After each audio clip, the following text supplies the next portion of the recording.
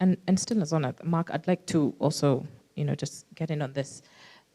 Realizing that one of the biggest internet providers, the state has over 35%, stake in the biggest internet provider.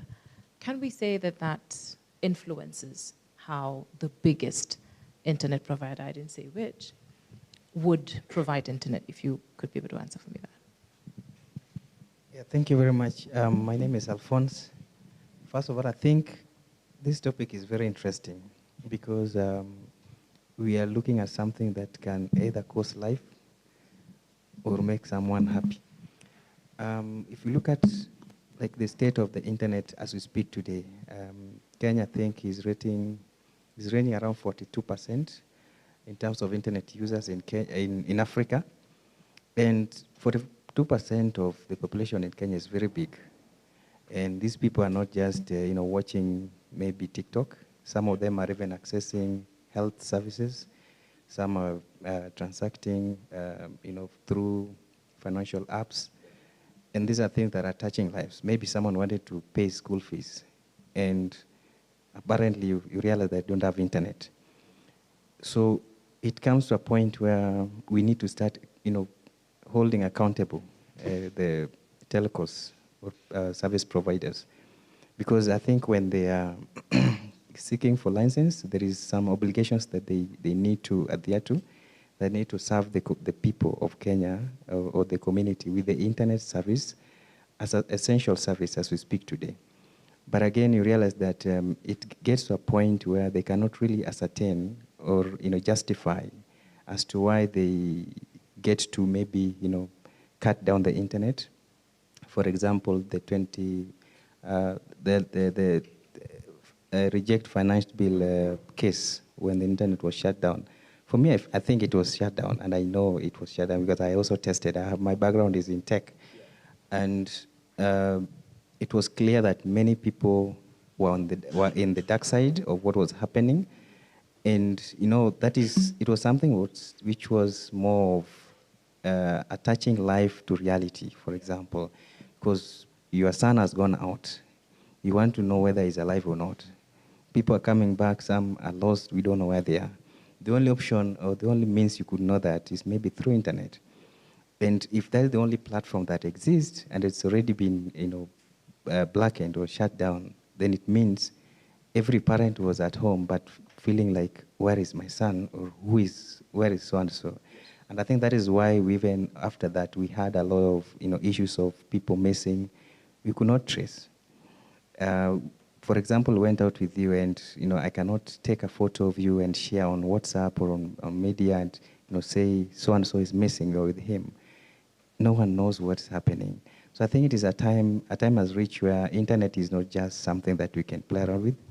We need to take it as serious as just, you can take food. The same way we need food is the same way we need internet.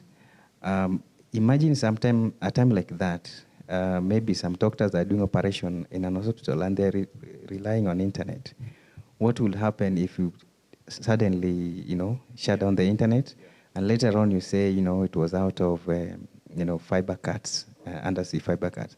Technically, we know how long does it take to repair a fiber, and you cannot really justify. How long is that, just from your tech perspective? Approximately, we can say within 1 hour.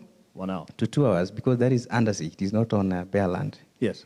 Yeah, so you can imagine the technology is going to repair a fiber cut undersea. And I believe the outage was probably 5 hours, from around 4 to 9 It is not easy. Yeah.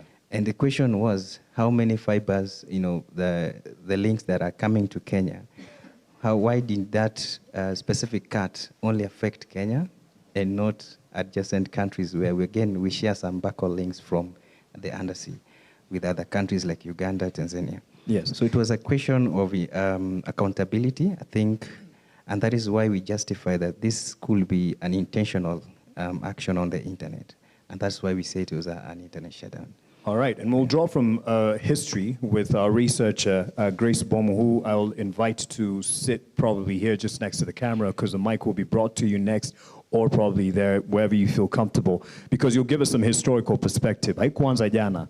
Lakini hiyo jana vile ilianza, we'll talk to someone who was very vocal at the time, and that is the young Mike Muchiri. Sababu, the history that you'll dig up, Mike was in high school then when it started. So, so Mike, no, the reason I bring this up really is because you were very bold, amongst others, like Adele Onyango and other influencers, with the service provider that my co-host is very careful to mention because she's from the legal background. But I'll quote it because it's public. They put out a statement, and that is Safaricom, and this is from the Business Daily article that was done by Vincent Owino, and this was on Tuesday, June 25th, and this was on and around about the shutdown, the internet shutdown. And of course, Safaricom being the majority player in this, operator in this field, Kenya's largest network operator, Safaricom, in which the state has a 35% stake, blamed the internet slowdown on an outage of 2 undersea cables. And also, the Communications Authority of Kenya had previously said, just to avoid any doubts, that they would not interfere with the internet because that would go against the Constitution. Such actions would be a betrayal of the Constitution as a whole, the freedom of expression in particular, and our own ethos. That is a CA Director, General David Mugonyi. So that's the day before, and then it happens. And did you say what you said? Because you're an influencer of Safaricom at the time. Did you call out Safaricom, and this is not to point fingers, but was it out of pressure? Was it creasing too much? Or what brought you to that point? I'm tempted to say no speak English, but let me first of all begin by introducing myself once again. My name is Mike Muchiri. You can call me Muchiri Mike. I'm a content creator. You may have seen, I also run an organization called Civic Rise. You saw it during the Mandamano. We were able to translate. We were able to critique the finance bill into 18 different languages, 19 inclusive of the sign language. That deserves a round of applause, please, by the way. Yeah. Asante. So yeah, since then, Civic Rise became a thing. So we are now working on structure and plan to spread civic education in ways that we can, through culture, through music, through entertainment, basically packaging laws and policies into formats that are easily accessible and easily understood. And we're looking to go beyond Kenyan borders and help other African communities do the same with Kenya. And there was a lot of, you mentioned pressure, and there was also a lot of pressure, not just on me, but on every single creator, on every single influencer. Why are you not speaking? Everyone is saying reject the finance bill. We don't see, you have 200,000 followers, you have 100,000 followers. So again, I also run another program. It's called Advoc Creators. It's basically bridging the gap between advocacy and creators, providing them with tools and resources and teaching them on how they can go about advocacy, speaking against corruption, speaking against bad leadership, speaking against illegal internet shutdowns, basically teaching them to use their influence for good. I'm not going to directly give an answer to that, but all I can say is some people who follow me on my social media don't just follow me for the kind of content that I post. Some people also follow me for the kind of morals that I stand for the principles that I have, for the values that I also stand for and push.